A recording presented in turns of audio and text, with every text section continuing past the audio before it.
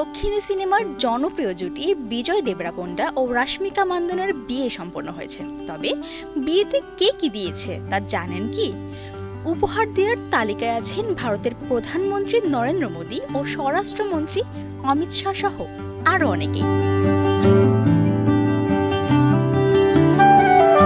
সবচেয়ে বিশেষ উপহার দিয়েছেন প্রধানমন্ত্রী নরেন্দ্র মোদী।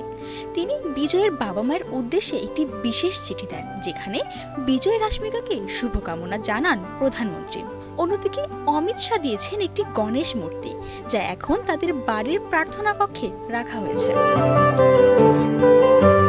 এদিকে দীর্ঘ 7 বছরের ভালোবাসা, অসংখ্য গুঞ্জন আর ভক্তদের অপেক্ষার অবসান ঘটিয়ে অবশেষে দক্ষিণী সিনেমার জনপ্রিয় জুটি বিজয় দেবরাকোন্ডা ও রাশ্মিকা মান্দানা গত 26 ফেব্রুয়ারি বিয়ের বন্ধনে আবদ্ধ হয়েছেন। বসুন্ধরা টিস্যু অশুদ্ধতার বিরুদ্ধে এক বিন্দুও ছাড় নয়। রাজস্থানের রাজকীয় শহর উদয়পুরে সম্পন্ন হয়েছে তাদের বিয়ের আনুষ্ঠানিকতা, আর এখন তার অবস্থান করছেন হায়দ্রাবাদে 4 মার্চের সংবর্ধনা অনুষ্ঠানের প্রস্তুতিতে।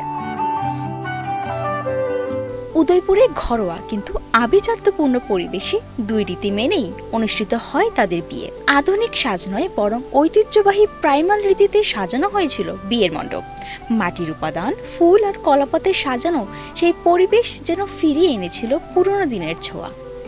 বিজয়ের পরনে ছিল ঐতিহ্যবাহী উত্তরীয় ও স্বর্ণালঙ্কার, আর রাশ্মিকা সেজেছিলেন সাবেকি গহনা ও পোশাকে, যা ভক্তদের মুগ্ধ করেছে। রূপকথার মতো বিয়ে শেষে এবার অপেক্ষা হায়দ্রাবাদের সংবর্ধনার। প্রেম থেকে পরিণয়, বিজয় ও রাশ্মিকার এই যাত্রা যেন প্রমাণ করে সময়ের সঙ্গে আরো গভীর হয় সত্যিকারের ভালোবাসা। Desk report, Kaler Kantho.